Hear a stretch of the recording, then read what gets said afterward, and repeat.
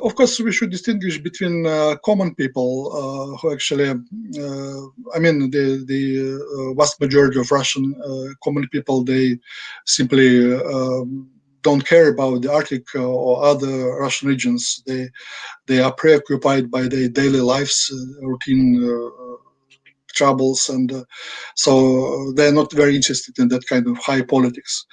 Of course, it's important for the Russian population of the Arctic region, but it is a very small one. Only 1.6% of the Russian population lives in the Arctic zone of the Russian Federation, which is very small numbers.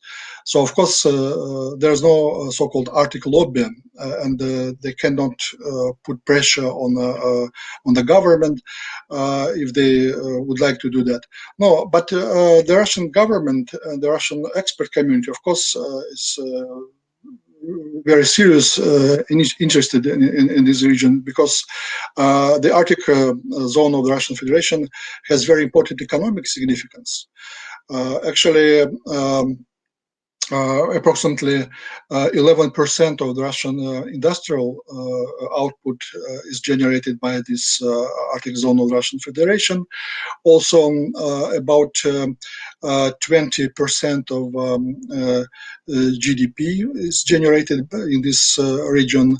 25% of Russian currency income goes from the exports, mostly hydrocarbons, but also other mineral resources and bioresources from the Arctic zone of Russian Federation. So economically, it's very important. And according to the strategic documents of Russia, the most recent was approved by President Putin in early March this year. It's so-called fundamentals of Russian strategy in the Arctic up to the year 2035. That kind of strategic interests in this region, they are described quite in detail in this document. But we also can talk about the Russian Arctic discourse within not experts, but within, I would say, intelligentsia. And for some parts of Russian intelligentsia, the Arctic is some kind of source of inspiration on the one hand, and on the other hand, this part of Russian intelligentsia, which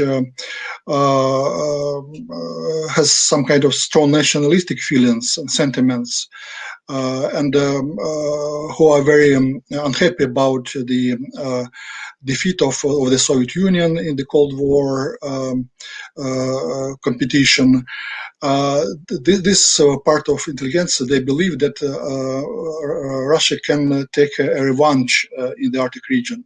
So let's say we were defeated in the confrontation with the West, but in the North, in the Arctic, we can be superior, we can be some kind of a leader, a hegemon in this region. But the number of that kind of revanchist, nationalistic thinkers is quite limited.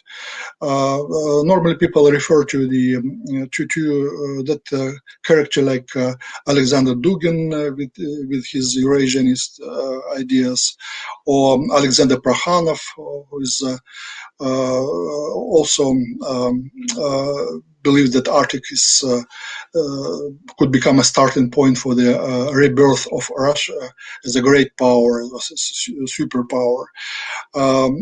But they're quite marginal. So, I mean, most of Russian people, and including intelligentsia, they simply look at the Arctic as economic opportunities, as the platform for international cooperation, as a source of spiritual inspiration, not in nationalistic sense, but because nature is gorgeous.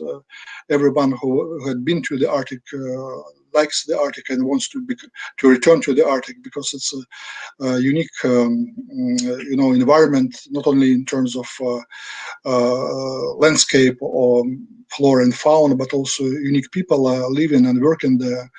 So I mean, it's a very good place to think about the life, to become a philosopher, if you wish. So the Russian Arctic discourse is quite diverse.